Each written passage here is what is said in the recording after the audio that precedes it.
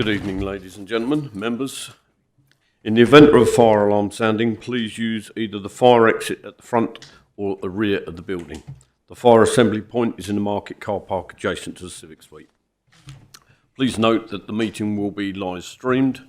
Please switch off mobile phones or turn them to silent. Before we move to the agenda, I will outline how the meeting will be conducted. This meeting determines planning applications in accordance with the development plan, unless material considerations indicate otherwise. Decisions must be based on relevant planning considerations only. Members must approach each application with an open mind and must not have predetermined the outcome.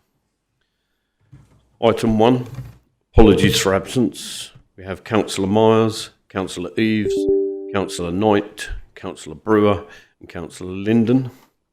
We have 3 substitutes, only 2 present, which is Councillor Booth and Councillor Leary, and I presume Councillor Hoy will turn up probably late if traffic's got anything to do with it. Item 2, to receive declarations of interest.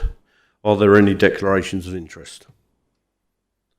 I don't see any indicated. Thank you.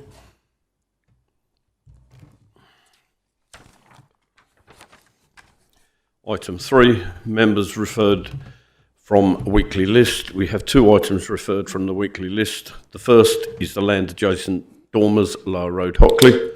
Mike, if you could present the report, please. Thank you, Chairman. This application is to a site on the northern side of Lower Road to the east of the Riverside Nursery and formed from the subdivision of the front garden. Just forgive me for a second. Is it possible to show the plans? Or? Yeah, we're back. It's a blank screen at the moment. But okay. So what you'll see on the screen, unusually a bolder outline in blue, it's one of those rare sites that comes before members where the full ownership of the applicant is shown, and you'll see that that's edged in blue. It's not really anything to do with the application, but they're obliged by the planning regulations to show it.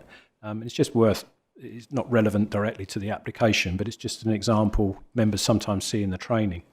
Our site is this rectangle here, edged in red, that you'll see is formed to the front of the house called Dormers. It's effectively their front garden. The site is within the Metropolitan Green Belt, and it's also within the Coastal Protection Belt, which is a specific policy that seeks to safeguard the recreational value of the coastline. So when you're walking along the footpaths, etc., to look at the impacts development has on the enjoyment of that. Officers conclude this site is so far removed and surrounded by development that as a small scale single dwelling it has no impact, no material impact on the coastal protection belt. If we could go to the plans and elevations, whilst members look at that, as I said, there's a couple of corrections in the report. At paragraph 3, it says there's a new access, where in actual fact this proposal utilises an existing access. There's sort of an in-out arrangement there that this plot, as you can see, would just make use of an existing access. So there's not, unlike what the report says, there is not a new access proposed. They're using the existing one. The second one, we've described the building as what we call gabled, like pyramid type roof. Hipped. Pyramid type roof. You'll see that it's a gable, like a wall end, a triangle that goes up into the roof with a simple ridge.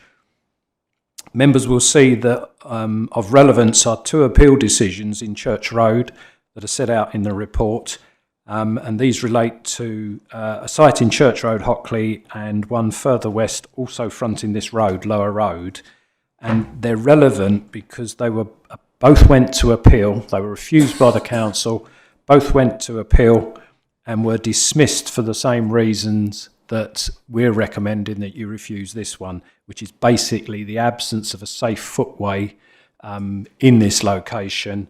It can't be mitigated. The applicant can't build a footway from sort of here to Ashington or whatever, and he wouldn't control the land anyway, so he wouldn't be able to do it. And you've got 2 appeal decisions there in this district against your current policies that support that position. That's why they're included. You'll see that officers conclude that it's grey belt and that a single dwelling proposed, although small in nature, it would make a very slight contribution to the council's housing supply, and that has to be given weight. However, because of the position with the non-sustainability of the site, the absence of alternative transports other than car-borne, you'll see that officers conclude that the site is therefore inappropriate, and the recommendation is therefore refusal, subject to the reason that you'll see set out in the report.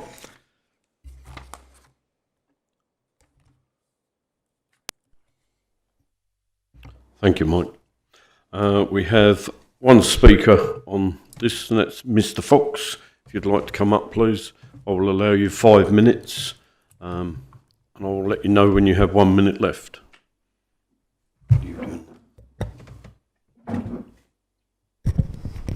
When you're ready, okay. Good evening, Chairman and members of the Council. Thank you for giving me the opportunity to speak. Could you just move your microphone down? Thank you. Is that better? Thank you for giving me the opportunity to speak. My name is Robert Fox, and I grew up living at Dormers Lower Road. My father has lived there since 1956, and my parents still live there today. Our family has had deep roots in the community for many years. This application is not being made by a developer and is not a speculative venture. We are not seeking to build multiple houses or maximise the value of the land. We are simply asking for permission for one family home. The officer's report accepted that the site can be regarded as grey belt land and also accepts that the design, parking arrangements and residential amenity and highway safety impacts are all acceptable. Essex Highways have raised no objection to the proposal. The only issue before you is whether the site is considered sustainable. I appreciate that this is a rural location and that many journeys will need to be made by car. However, that is a reality for many families living in rural parts of the Rochford district. This proposal is for one dwelling only and would create a very small amount of additional activity. Dormers itself was established through family support when my granddad helped my dad set up a home there. We are hoping to continue that tradition by creating a home for the next generation of our family. Our lives are centred in this community, as well as my work as a local electrician in the area. Our children attend Ashington Primary and Greenswald. They take part in local activities and clubs, including Hilldale Dance School and Hawkwell Athletic Football Club. I have recently taken over the role as manager of the under-10 girls team. We are not people moving into the area. We are a local family who are already part of the community and wish to remain here. The site sits within an established environment. Lower Road has evolved over the years with additional buildings, recent development taking place nearby. This is not an isolated location disconnected from everyday activity. Being close to my parents is becoming important as they get older. Living nearby would allow us to continue supporting them, to keep the property in its current good standard, while remaining part of the community where we lived our entire lives.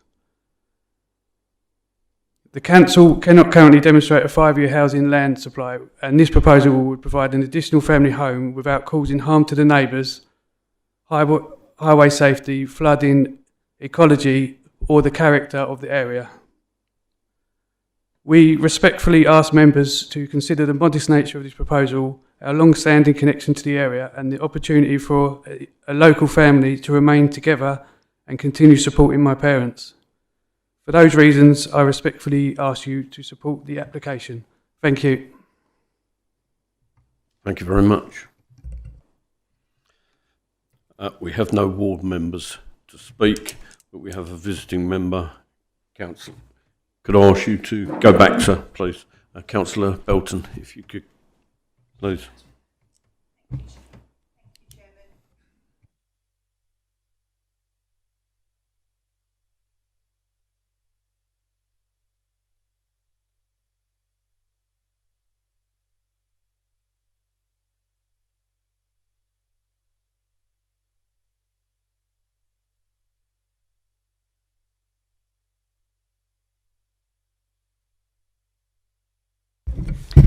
Thank you, Chairman. Yeah, Your 5 minutes going to start. thank you. I called in this application because I believe members should have the opportunity to fully consider whether refusal is truly justified. As members know, under Section 38(6) of the Planning and Compulsory Purchase Act, we must determine applications in accordance with the development plan unless material considerations indicate otherwise. In this case, I believe there are material considerations which justify members taking a different view from the officer's recommendation. I want to begin with an important point. This is not what most people would recognise as typical greenbelt land. We're not dealing with open countryside, farmland, or a large-scale encroachment into an undeveloped rural landscape, and we are not dealing with a site home to wildlife. This site is essentially a front garden of an existing family home within an established ribbon of residential development along Lower Road. It is surrounded by existing dwellings and built form and already reads as part of a residential setting. This matters because officers themselves accept within the report that the site does not strongly contribute to the principal greenbelt purposes and can reasonably be regarded as grey belt. That's a significant concession. The report accepts that the site does not strongly prevent urban sprawl, does not serve as a strategic gap between settlements, and does not preserve the setting of a historic town. In short, this land performs only a limited greenbelt function. In real terms, it's a grass lawn. So, if the land itself is accepted as grey belt, the question for members becomes whether the remaining concerns are sufficient to justify refusal. And I'm not convinced they are. Firstly, the actual harm arising from this proposal is very limited. This is one single modest dwelling, not a major housing scheme, not estate development, and not urban expansion. The footprint is modest, and officers accept the proposal is broadly acceptable in terms of design, layout, amenity, parking, and highway safety. In my view, most importantly, and what makes this application very different to others that we're expecting to come forward in the near future, is the fallback position on the site. Members should give this serious weight, and I do not believe this has been given sufficient consideration within the report. As can be seen from the existing site, Dormers contains a number of outbuildings which could potentially be converted into residential accommodation through permitted development rights subject to prior approval. That creates a genuine fallback scenario. If that fallback exists, then the planning balances change. So case law, including the Mansell and Tunbridge and Malling judgment, makes clear that when a realistic fallback position exists, decision makers should not simply compare the proposal in front of them against the site as it exists today. They must also consider what could lawfully happen if permission is refused. So a fallback argument rests on three tests. First, the fallback must be lawful. Second, there must be a genuine prospect of it being implemented. And third, the fallback must be materially comparable to the proposed development. So I believe those tests are met here. Now that matters because if refusal simply pushes the applicant towards a fallback route that delivers additional residential accommodation anyway, then you need to ask yourselves what is actually gained by refusing the application. In fact, the current proposal arguably delivers the better outcome for all parties. A new build dwelling allows this council to secure a higher quality design, modern energy efficiency standards, and better environmental performance. A conversion of older outbuildings would likely offer less flexibility and less opportunity to achieve the same sustainability standards. So paradoxically, refusal could result in a less desirable form of development with less planning control for this council.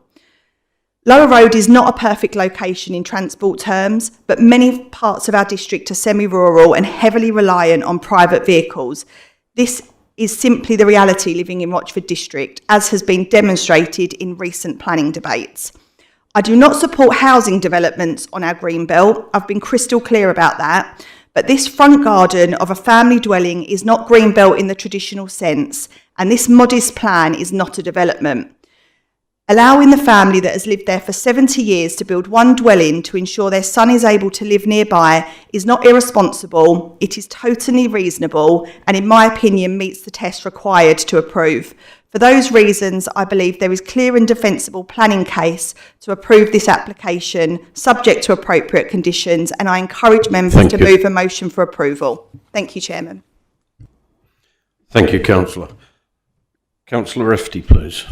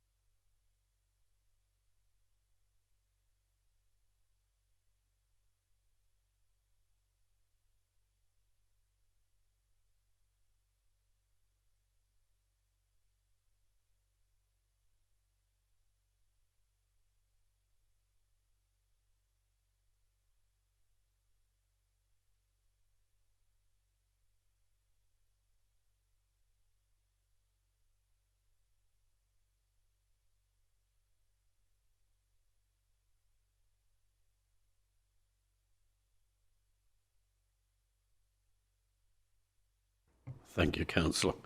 Councillor Hookway, please. Thank you, Chairman. I'd just like to point out to members that yesterday evening we used sustainability to refuse an application for 300 homes. Just on the basis of consistency, at least it should be a matter to consider. We should be consistent in our arguments and our decision making. I do understand that there could be an argument to view this in a different way, and there's a number of compelling arguments that have been put forward in the report and this evening. But you may wish to consider as to whether the sustainability argument is still relevant and whether you want to support our officers in this particular application. Thank you. Councillor Stanley, please.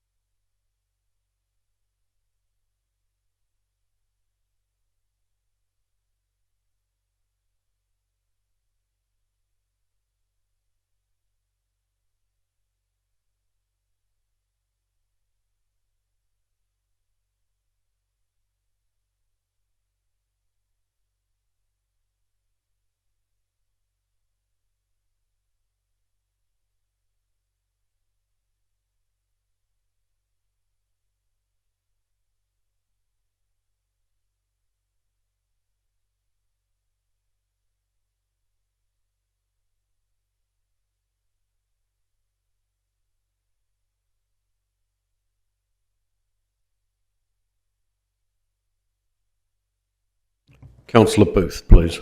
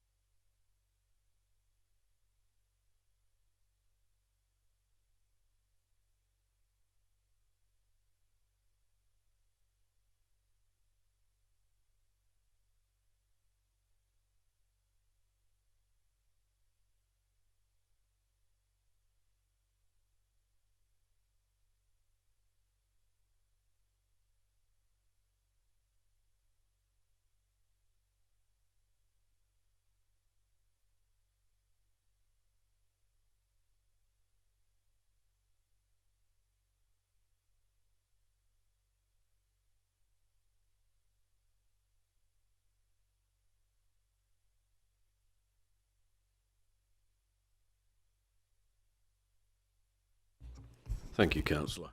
I've listened to you all speak this evening, and it appears to me by what the owner, Mr. Fox, said earlier, that basically you're going to have exactly the same family moving basically from one house into another, but some still being in the other. So you're going to end up with exactly the same amount of traffic coming out of the two buildings as you would do the one. That way, I mean, if I lived down there, I certainly wouldn't let any children walk along that road anyway, or cycle.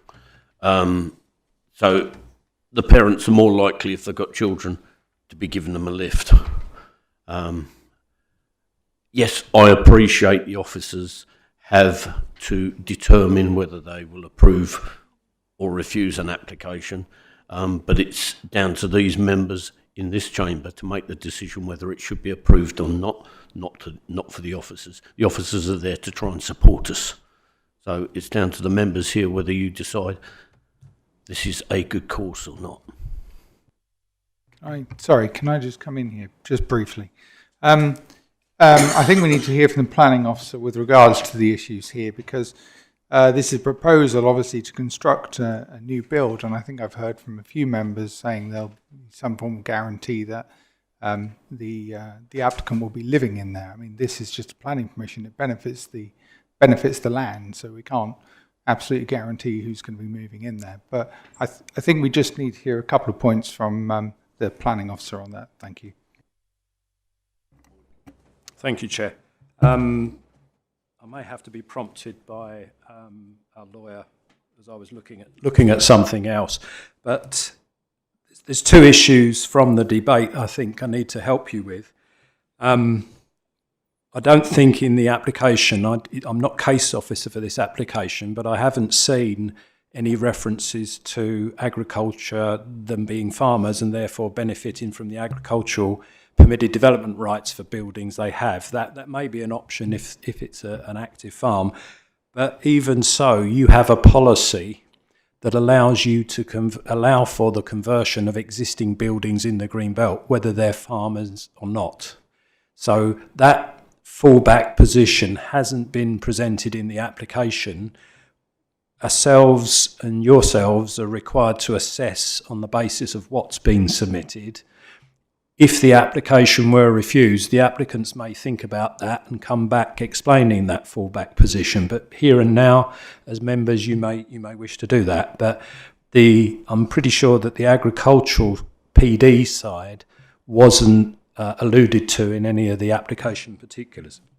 The second one on sustainability and overlapping with last night. The MPPF says that if the site is not considered sustainable, and it's in the green belt, it's in the grey belt, it fails the grey belt tests, okay? Now, it only fails it if there isn't a means of overcoming it. And officers recommended you last night to approve the application because there was this situation of having to cross the road backwards and forwards, which I think some people found ridiculous, fair enough. But there was mitigation there. The telegraph pole could be got around, albeit a bit tortuous for some people less able-bodied. In this case, we're recommending you refuse it because there's nothing the applicant can do to take a footpath to the site. He doesn't control the land to build a massive footpath from sort of here to Ashington, probably a mile or two long, or to Holbridge in the other direction. It's on highway land or other owners that you'd have to assemble. So it's impractical, it's not proportional to the application, and that's why we've recommended to you it's a non-sustainable location. Now, what the MPPF says is as you go through all the criteria, of which there's much of it, when you get to the point, yes, it's grey belt, yes, you've got a shortage in housing supply, members may feel that, you know, the design and everything is all okay. But when you get to the point that it's not in a sustainable location and these people would be forced to use cars, okay, and it's not just the current family, it's if anybody else took the site, if these people won the European lottery or something and moved away, there's all sorts of scenarios where they may no longer continue to live there despite them wishing to do so, Okay, you're looking at the future occupiers of this building for the next 100 years or more, which may be the same family. But it's where they're forced to use the car. That's the sustainability argument. Now, there are existing neighbours and that who would have that same car habit. They haven't got no footpath, just like this site. But they're existing, they're given. We can't do anything about that. What government policy is saying is where you are granting planning permission for extra dwellings to have those same pitfalls, you shouldn't do so. And they're saying if it's not therefore sustainable, it can't then be grey belt. So that's why we've recommended this way tonight, that it should be refused.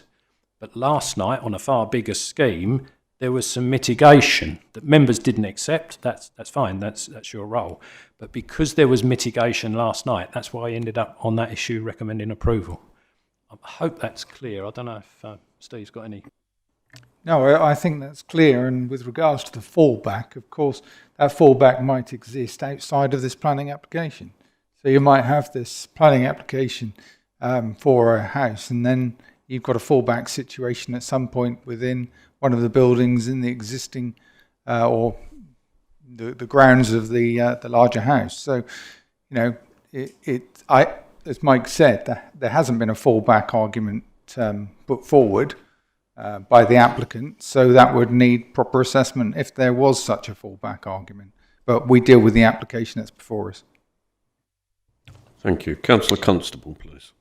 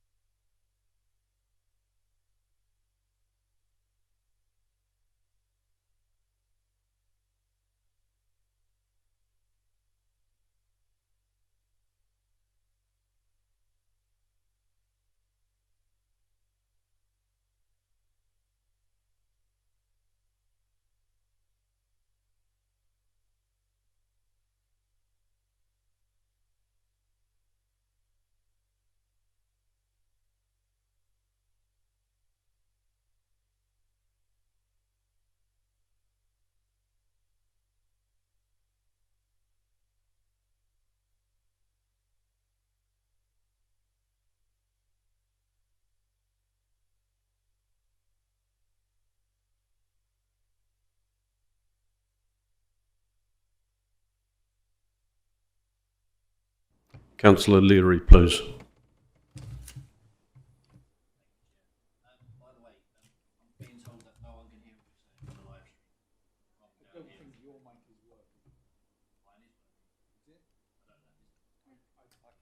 I can hear you.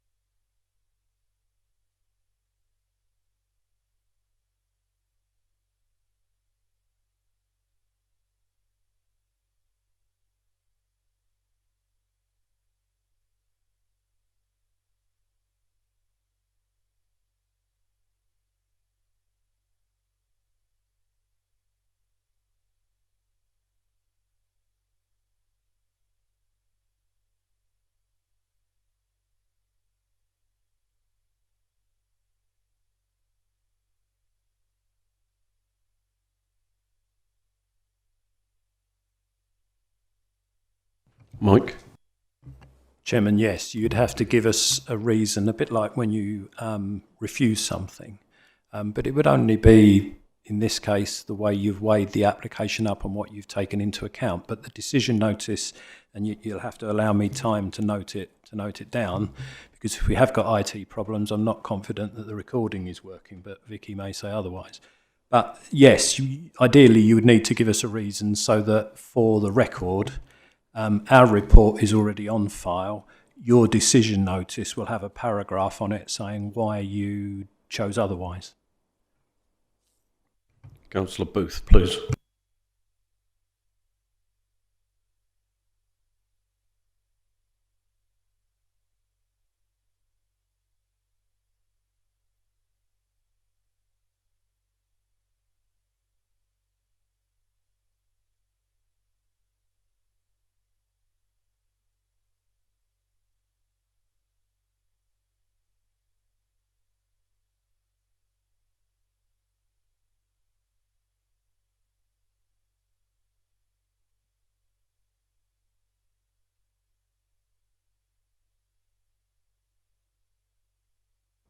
As from my point of view, I assess the actual application when it comes into the chamber here, listen to the officers, I listen to the applicant and members, and then I make a decision. As much as, yes, it's nice for us to think family may be moving in there or it may not, as the officers said, you can't use that as a reason for approval. You've got to look at things, what's happening over the next 75, 80 years. At the moment, as much as, yes, I have a certain amount of sympathy for the applicant, at the moment I still can't personally see any reason to overturn the officers. That's how I stand at the moment.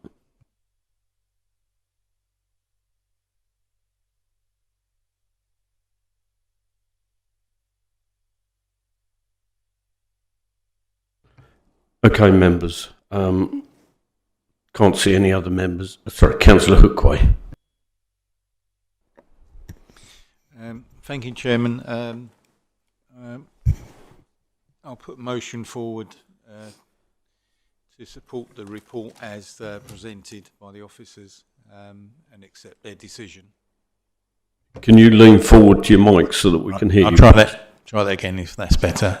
Yes, I'm putting a motion forward for supporting the officer's decision in the report. I will second that. Okay, members, we have a motion on the table to accept the recommendation printed by the officers. So I'll proceed to move the motion from the chair. It's proposed that the committee resolves to determine the application having considered all the evidence. The recommendation is one of refusal. Reasons for refusal are found on page 25, 26 of the report. Can I have a show of hands of those in favour of refusal, please?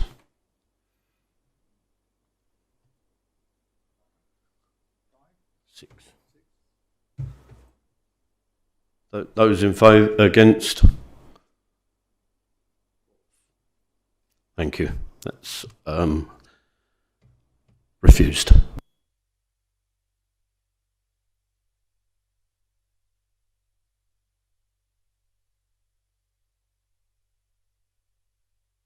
It does appear that we have got some problems with some of the mics. So if I can ask members when they're speaking, if you can get really close, just in case it's not picking your voice up.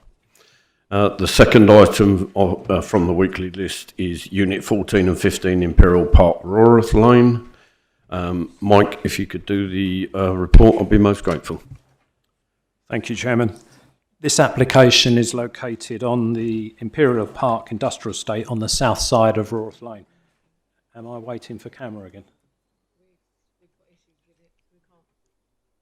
We can't show the plans, Chairman. Do you want to give us a brief pause while we try and let it catch up? If we can pause the meeting, what would you like, 10 minutes? How long is it likely to take? 5 minutes. We'll pause the meeting for 5 minutes just for them to try and sort out the IT issues. Thank you, members.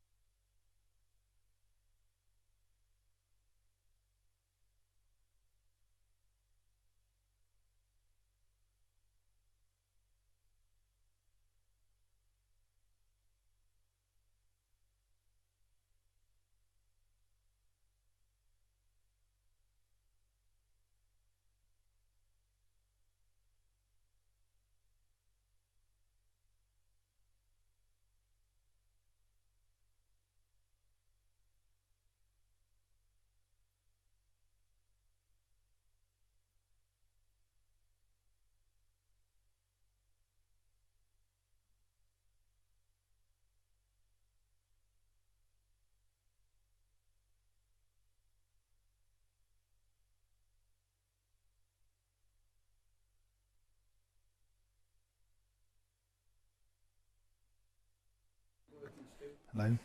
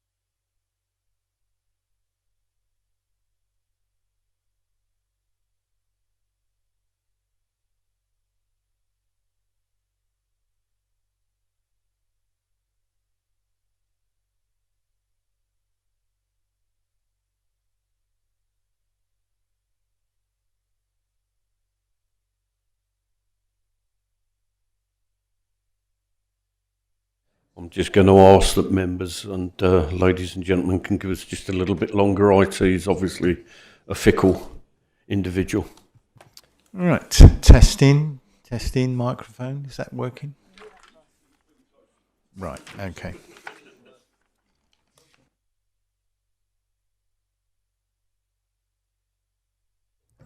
Who's mine? Oh, there you go. Sorry.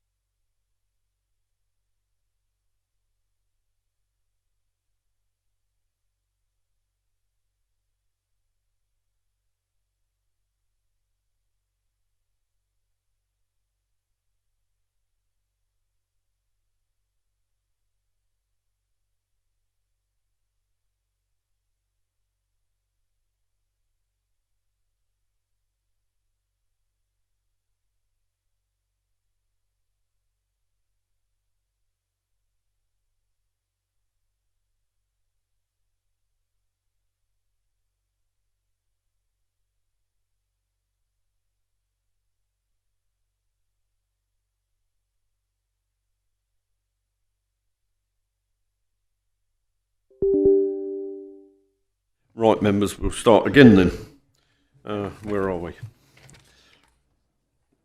Yes, units 14 and 15 Imperial Lane, Rorath. Mike Strengths, if you could do your report, please. I think we still may have problems, Chairman. I think just as it gets going, it falls over again. I think it heard my voice. It might be mine.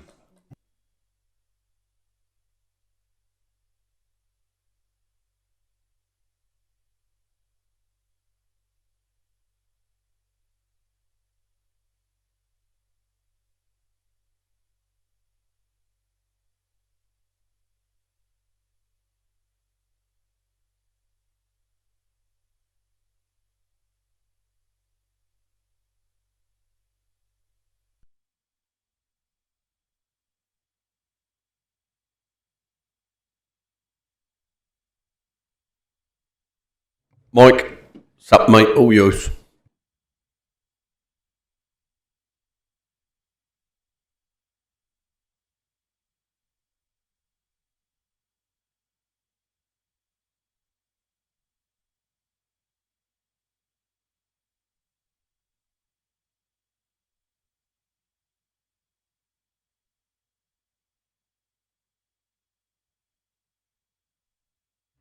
Thank you, Chairman. I'll go back over where I was. This application is to the site of the Imperial Park. It's an industrial estate that was refurbished, I think, in about the 1980s sometime. and they converted and clad a lot of buildings. So it's not a planned layout that you would expect brand new. But the unit has been pointed to, hopefully on the cursor that you can see, is a double unit, units 14 and 15. And to save time, I won't show you all the plans. They're not proposing to alter the building in any way. They're seeking a change of use application from it's a vacant unit at the moment, but it was a warehousing storage type building, and to change its use to a gymnasium. Okay. Now, you'll see on the report that although the site is considered in good condition and attractive to users, that from time to time you can allow different uses, but bringing things to a quick close while we're up and running, you'll see that we recommended refusal to you because of the car parking calculation. Now, whilst the Highway Authority do not object, their remit is the highway network, where the junction of the estate meets Rorath Lane, etc., and any impact on flows. They leave the detail to the local planning authority, size of car parking spaces, number of car parking spaces and such like. And you'll see in the report that officers have done a calculation. The warehousing use requires 4.2 spaces, and because you can't have 0.2 of a space, you have to round it up to 5. Okay, so that's the existing use. Although it was all laid out in the 80s, this is just an academic calculation. The proposed use requires 32. This building is a double unit. It's got a mezzanine in one as well. Comes out at some 600 odd, I think, square metres of floor space. You'll see it in the report. But there's a difference of 27 spaces. Can we show the indicative parking layout, please? I think one of the objectors has given us this plan, and hopefully it's good enough.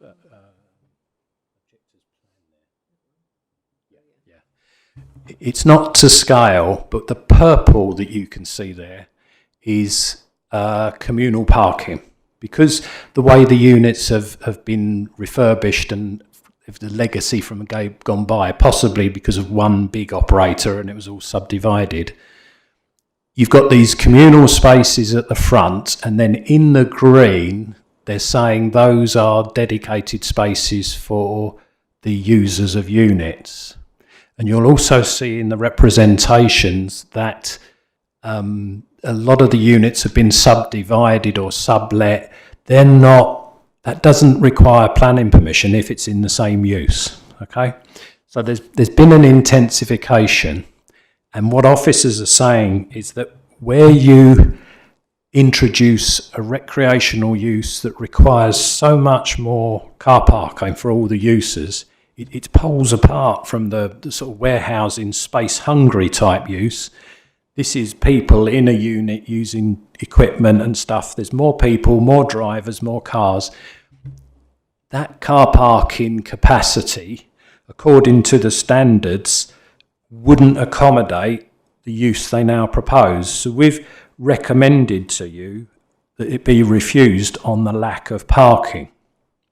Now, on the addendum, you'll see that there's 10 further letters of support that have been submitted. I hope members have read that in advance. I won't go there.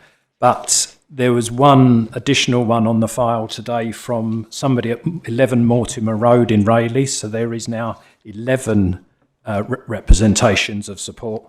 And to just summarise, it's very similar to what others have said there, that they've been a member of the gym for the past 2 years, attend 6 times a week. During this time, it's benefited them very well on many levels, given their age. They've lost weight, they've benefited in general help, undertake classes and tuition. And during this time at this gym, they've been able to support the gym in volunteering events. So they just echo in the good feelings and well-beings of the supporters.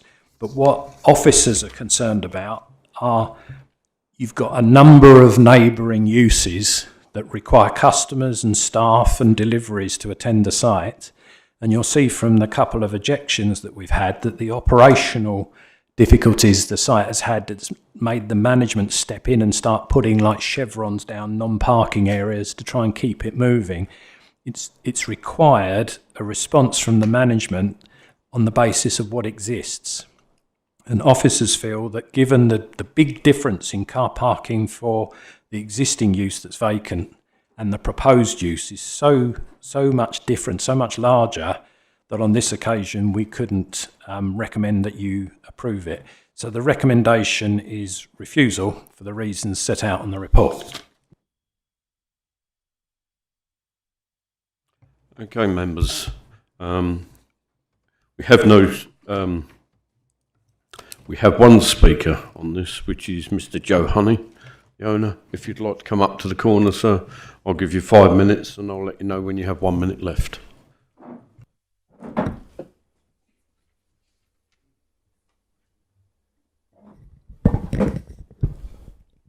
Does that sound okay? Chairman, members of the committee, thank you for giving me the opportunity to speak today. My name is Joe Honey and I'm the owner of Honey's Boxing. I started boxing when I was 12 years old. After being assaulted, I struggled with my confidence and felt anxious about going out. Boxing gave me a sense of purpose, helped rebuild my confidence and completely changed the direction of my life. That experience is what led me to what I do today. The biggest aim was to create a family-friendly environment. So 14 years ago, I opened Honey's Boxing. And since then, we've helped thousands of people improve their health and quality of life. However, Honey's Boxing has never been a typical boxing gym. Many of our members have never boxed competitively and never intend to. They come to improve their health, lose weight, build strength, support their mental well-being and become part of a positive community. Part of our plans is increasing our strength training facilities with additional weights equipment. We work with many middle-aged and older adults, helping them become stronger, healthier and more independent. For many people, it means being able to do everyday things that many of us take for granted. Getting out of the chair, climbing stairs, carrying shopping and remaining active as we get older. The officer's report concludes the proposal is acceptable in principle. It recognises the development would provide economic, social and employment benefits, promote health and well-being within the community and create jobs. I appreciate that the main concern before the committee relates to parking. Essex Highways reviewed this application and raised no objection. If there were genuine concerns regarding highway safety or unacceptable parking impacts, that would be the best authority placed to identify them. The estate owner has confirmed that Imperial Park operates on a shared first basis with approximately 100 car parking spaces. With significant residential development nearby, we believe many people will be able to walk, cycle to the facility, including myself. I would ask members to consider our actual attendance data rather than assumptions. During a typical week, our busiest weekday recorded only 33 visits between 9 a.m. and 5 p.m. That is spread across 8 hours. That does not mean 33 vehicles or 33 people arriving at the same time. We often have 0 to 2 visits per hour in the middle of the day. Attendance figures do not directly translate into vehicle numbers. For example, a family of 4 attending together generates 4 visits on our system, but only 1 parking space. The parking assessment within the report is based on a generic parking standard, where our attendance records demonstrates how the business actually operates. The unit currently benefits from a B8 storage and distribution use. That use could generate staff parking, deliveries, servicing activities and potential HGV movements. The officer's report acknowledges that the operational impact on highway safety from a gym would be less intensive than the lawful B8 use. The comparison should not be between our proposal and an empty building. It should be between our proposal and the lawful use that could occupy that site tomorrow. The report compares the proposal with a previous swim school application. I respectfully suggest that the comparison is limited. That proposal involved young children attending throughout the day. The majority of our members are adults and we have successfully operated from Brook Road Industrial Estate since 2012, welcoming adults, families and young people without any issues. Children form only a small part of our membership and are brought to and from the gym by their parents. Finally, I'd like to touch on the community benefits of this proposal. Many local residents have submitted comments in support of this application, mentioning improved mental health, increased confidence and building friendships. One member joined us at the age of 58 after illness had virtually left her housebound. She does not do boxing. Instead, she takes part in strength training sessions. Before joining, she struggled with everyday activities and even found it difficult getting in and out of the car. 5 years later, she's attending the gym 4 days a week and describes it as a lifeline. For many people, Honey's Boxing is far more than somewhere to exercise. It is a place to feel supported, welcomed and valued. I would respectfully ask the committee to consider the lack of objection from Essex Highways, the available parking across the estate, our actual attendance data and the lawful B8 use of the site and the significant community benefits recognised within the own officer's report. Please support this application. Thank you for your time. Thank you very much. Haven't any councillors indicating to speak. Councillor Turner. Can you hear me now? I'm the landlord of Hockley Boxing Club. Hockley Boxing Club, but it's based in Rochford. They came in this room for an application. Sorry. I did? Oh, is that better? They came into this room 15 years ago with 2 parking spaces. That's all we could offer. I've got to say, planning permission was offered, and generally these gyms and boxing clubs are used out of hours. And in 15 years, there's never been any issues, and I'd like to support this application. Thank you. Councillor Stanley, please. Thank you, Chair. As the application shows that I've referred this item to the committee on the basis that we had about 5 years ago a similar application came to Rochford District Council at Maltese Court, where there was only 2 parking spaces and they want to use it as a gymnasium for, I believe, there are big guys there that do a lot of weight training. And that was approved on the basis that they would only be using, most of the time, would be of evenings and weekends when nobody else is on site. As you can see from the plan, there are, and the mauve part of the plan of the area, there is adequate parking there, even during the day. I've been down there several times and there's been several spaces available on that area where it's marked in mauve, not consistently parked by other vehicles. There is adequate parking for anyone to get down there. In the units from 1 to 7, including number 24, the area there inside those blocks is used by people that work there, and they are parking inside those areas. They're not fully loaded with scaffolding and such like. There is room for parking. I believe, and I'm absolutely positive, that this is it's something which we need to keep going for our residents, to keep them in good health, and I support this application. Thank you. Thank you very much. My apologies for not calling you first, because obviously you referred it. So I apologise for that. Councillor O'Leary, please. You didn't? Right, okay. Councillor Hookway, please. Thank you, Chairman. I'd just like to ask the officer about the calculation for the number of parking spaces that he feels is required to support this activity. As Councillor Stanley's stated before, and I recall as well a similar application where the number of parking spaces were a lot less and it did get approved. So is this based on the space of the two units combined and its possible capacity, or is it based on actual proposed usage? Thank you. Thank you. Do you want to come, Mike? Yeah. Thank you, Chairman. On the Maltese Court one, if we're looking at that first, there the issue was 17 spaces was the difference. It was a smaller unit, so therefore a smaller unit requires less spaces.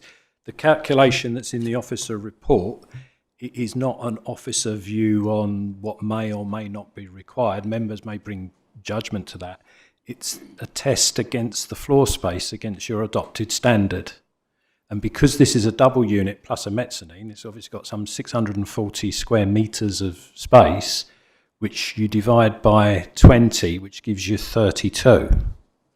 So if you imagine if it was new build, for instance, you'd be telling the developer to provide 32 spaces for that gym. As a change of use, you say, well, look, the existing warehouse requires 4.2.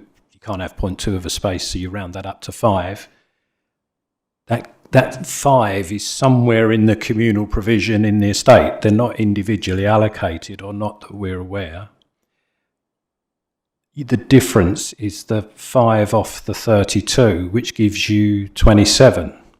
So the new use academically generates extra parking pressure based on the floor space of the units and the use that's proposed of some 27 spaces.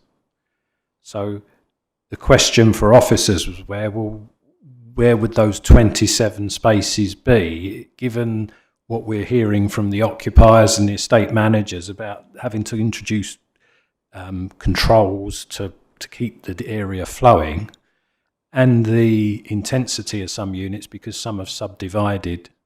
We took a view that this use would generate that much car parking that if when the estate is open between 6 in the morning, I think it is, and whenever when the factories are open or the industrial commercial buildings are open, there would be this conflict. I think in the evenings and at weekends, I don't think there'd be a problem because, say, Saturday afternoons or whatever, the area is quiet, and in the evening. But it's when the commercial premises are going. Now, you've heard from the applicant that his daytime is slack. You may give weight to that. As an operator, you've heard from the Vice Chair a similar thing. So, members in weighing this up have got to come to a view. Officers would be letting you down if we didn't set out the proposal according to the maths that the parking states gives. But to answer your question, our calculation is based on the size of the unit. In comparison to Maltese Court, it was a smaller unit. Same issue, but smaller unit. But you've heard from Councillor Stanley that was some years ago, and as ward member, he's not aware of any problems. So members may deal with that as they see fit, what weight they give to see fit. But we are required to set out the test for you, and at the moment it looks like the size of the unit and the potential intensity, you could have parking problems, and then the users of the estate would be choked up, couldn't get deliveries, things like this. It would affect the whole functionality of the commercial estate, in our view. It may not, we don't know, but the standard would suggest that it would. Thank you. I'd just like to say, I went to this site 3 times since it was referred, and I'd have to turn around and say every time I went down there, there always appeared to be spaces available. That's not to say that there's not at other times, but I can only judge this on when I turn up. Councillor Stanley, please. Thank you, Chair. The officer has just mentioned about the one in, I've forgotten where it was now. Maltese Court, where it needed 17 spaces. There isn't 17 spaces in Maltese Court. There never was 17 spaces in Maltese Court.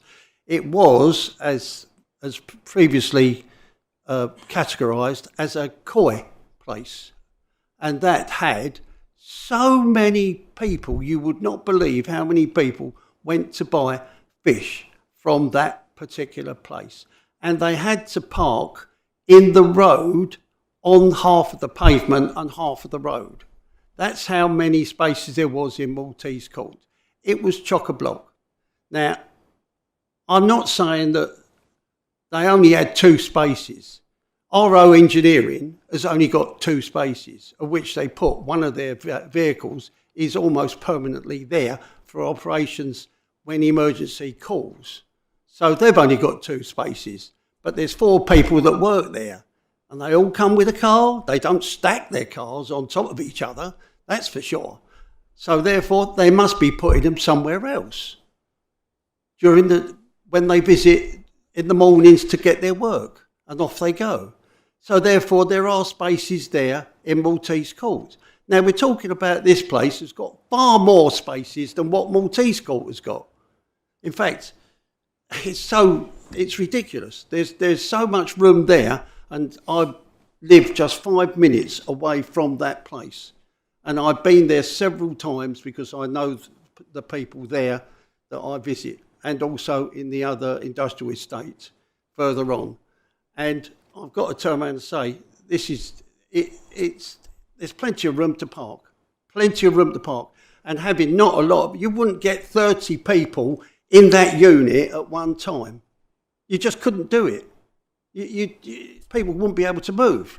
So to have 30 cars there in one time is ludicrous. You'd only get a few if you get half a dozen. That's it. And there's plenty of room for people to park. Believe you me. Thank you. Thank you, Councillor. Councillor O'Leary, please. Thank you, Chair.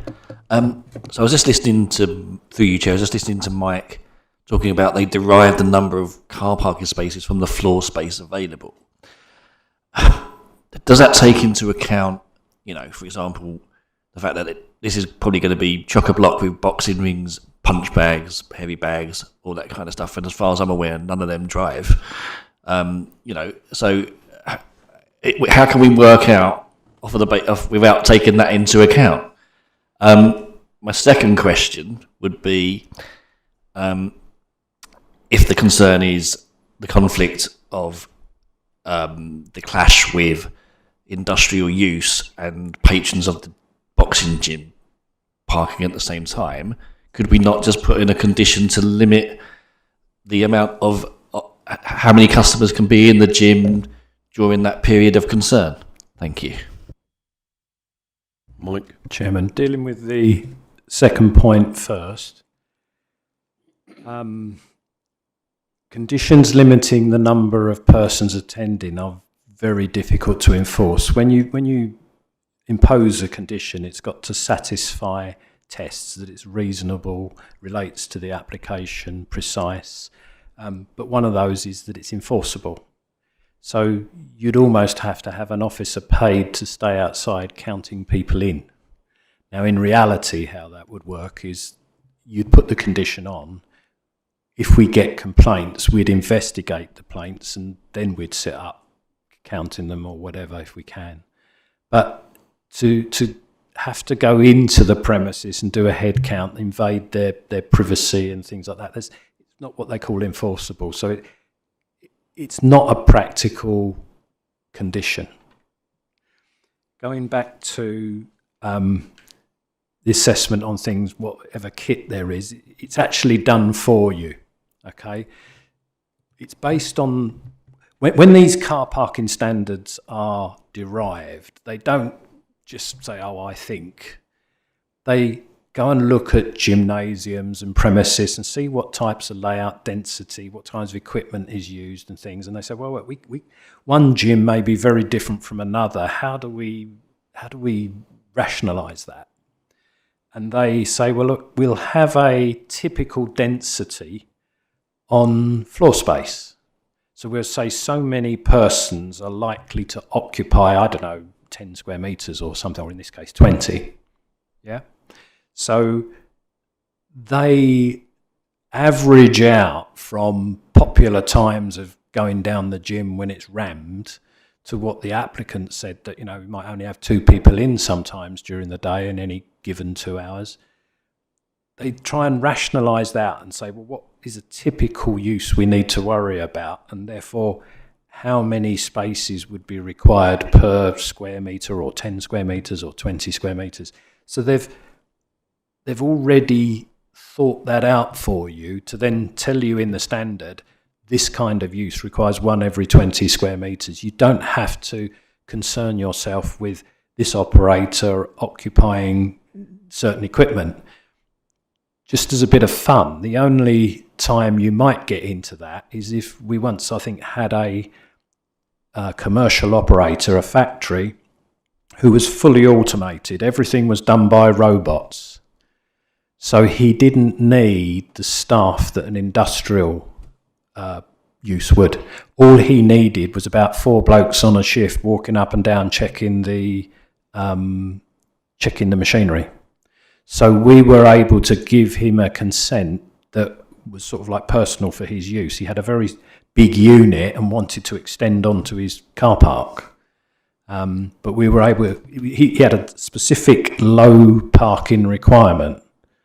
So we have done it in things like that. But it's not run of the mill, because you've got to think who's going to use the unit afterwards. If these people moved on, they'd leave behind a gymnasium type use that might be run differently. The standard resolves all that for you. Councillor O'Leary, you wish to come back on that? Yeah, please, thank you. So just to be clear then, so the parking standard, is that done against a standard gym? Like, for example, your standard gym, which is just using general fitness equipment, is very different from a boxing gym, where, like I said, you've got rings and heavy bags, and, you know, in that ring, you've only got 2, maybe 3 people if the ref's in there at any one time or someone's supervising. So what I'm getting at is the standard the same for a boxing gym? Or is there a standard for a boxing gym compared to a normal gym? Chairman, no. The standard doesn't drill into specific operations. It just says a gym.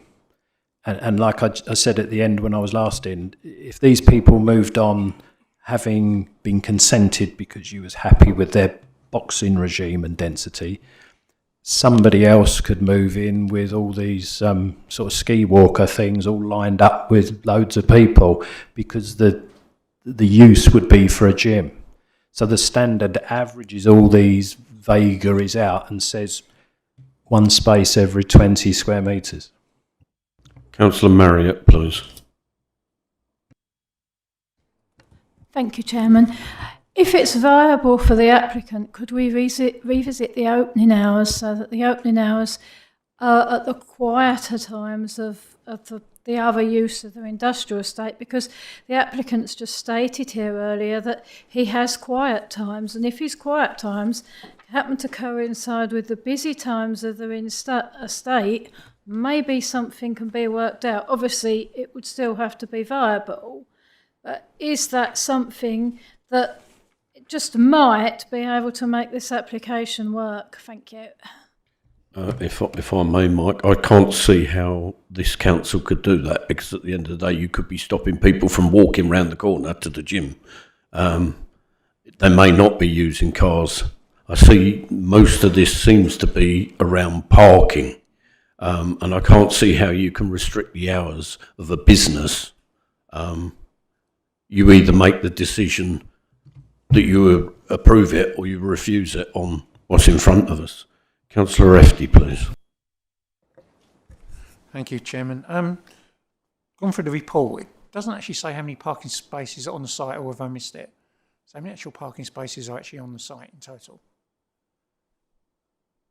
Chairman, I agree. We don't have anything in detail, and I don't think officers have counted them, but that diagram we saw with the purple and the green. Yeah, it's not very clear. But it was from an objector, I think, who said there was 100, but I couldn't, not having counted them individually, I couldn't swear to you that it is 100, but I think you heard from the applicant that there's 100. So I think there's a figure in your mind. So I think safe territory is 100. And through the chair, so there's 31 units? Well, some of them are yards. All right, so where they're storage, but there's 9, 28, 30, 31 31 units. where people could be working. But please don't ask me what all the No, uses no, are. no, I wasn't going to. And I'm just thinking out loud here because I'd love to support this, but it just seems to be the parking seems to be the issue. So I'm trying to get around my head how the parking could be mitigated. I'm looking at the spaces. Yeah, okay, thank you. Councillor Stanley, have you got anything new to add? Thank you. Can I just help the committee? Could you put the plan up again, please, of the estate? Thank you.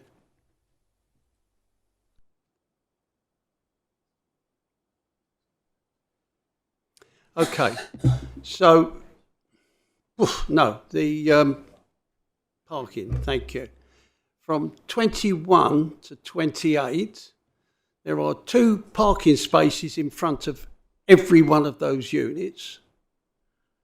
And it's got to be 2, 4, 6, at least 10 to 15 more on that wall where the mauve strip is. So there's plenty of parking spaces, there really is. As for down the driveway into the site, there must be 10, again 15 going down there, depending on the size of cars and depending on if there is a lorry delivering. He will usually park there so he can deliver early in the morning. As for the other part of the site, you've got just about the same. It looks very tight between 1 and 10, but believe you me, there are 4 parking spaces there between 1 and 10. So there is. It looks the way it's been drawn out. It looks like it's very tight, but it isn't. I've been to Jet Tyres, and there's always 2 of us waiting to go into Jet Tyres, and there's another 2 at the back of me on the mauve strip waiting to get their tyres done. So, or batteries or whatever the case is. And there's always a car inside Jet Tyres, and that's a double unit as well. So you can have one car having its tyres done or whatever the case is, and the other one up on the hydraulic lift, and an office at the side of that. So that's how big they are. It doesn't actually show you really what it's capable of doing, what it actually holds. Number 21 and 22, I think, is kitchen fitters and that sort of thing. They usually have a truck there to load up their kitchens and they're gone. So they could park there. Thank you, Councillor. I'd like to bring in legal advice. Thank you. I've been interested in hearing what members are saying, and as I'm quite a distance from the officer, it's kind of difficult for me to then speak to the officer direct. But you may want to hear a comment from the officer with regards to the potential of like a travel plan condition, where other sustainable modes of transportation in getting to these premises are promoted by the applicant in the same way as we do with a large estate when we try and promote people to use the bus or walk or don't use a car. Now, generally, that's a county council condition, i.e. a travel plan, but they can be used in similar ways. So I don't know, I'm sorry, Mike, to put this your way, but that might be something that can be considered as a condition to promote sustainable ways in which you're getting to this site, just to facilitate the discussion and conversation. Thank you. Thank you very much. Members, sorry, Mike, did you want to come back? Just on Steve's point, the trouble with travel plans, you then have to start finding space to put loads of cycle parking, things like that. And this unit is rather contained. There's an outside area under a canopy, but then we'd have to start getting details of where they're to put the bikes, which may not be on land outside the 4 walls of the unit that's in their control, and hinder things like fire access and servicing and things of other units. But if you was looking to encourage lots of cycling, you'd have to find a way of accommodating when they arrive where they put the bikes. Thank you. Member, Councillor Efty. Aren't travel plans normally to do with buses and walk-in more than bikes? Because they normally offer incentives for people to go like a week's worth of free transport is what they normally offer. Yes is the short answer. It's a whole package of encouraging people to avoid using the car.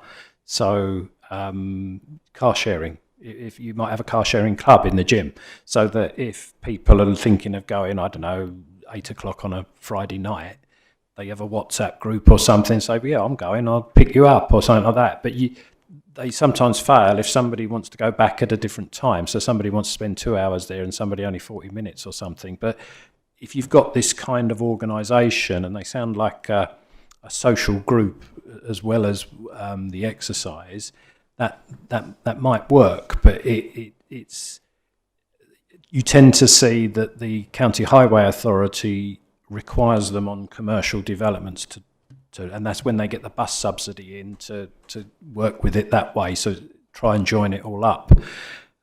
This is a sort of isolated use of 2 premises or a double unit on an established estate.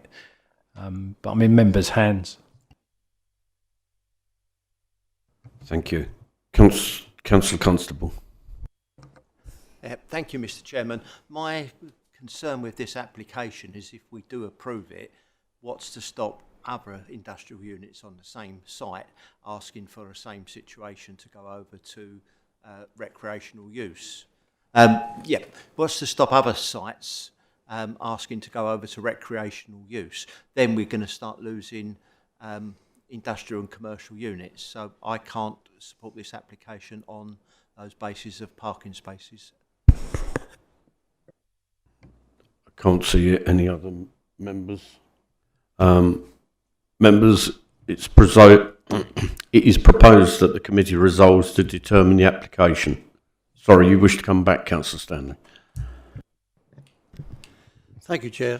I'm sorry that if we was to think about other sites and proposals that might come in, or applications that might come in the future to do this, we can only base it on those applications when they come in. We can't base everything on suppose something else does, and suppose this and suppose that, or what if Charlie does it and what if this.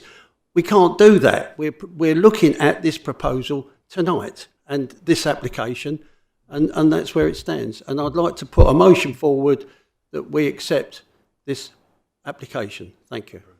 Approve this application. Sorry. Do you have a seconder for that, Councillor? Councillor O'Leary. Okay, thank you. Members, we have a motion in front of us for approval. Would the legal officer like to come back on that first? No, I'm content. You've got a proposer and a seconder, and you go to the vote. Thank you. Members, we've got the proposal in front of us for approval. Those in favour of approval, please indicate. 9.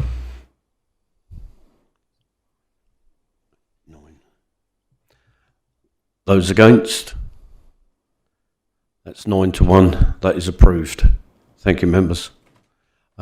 Meeting closed at 18:23. 2023, sorry.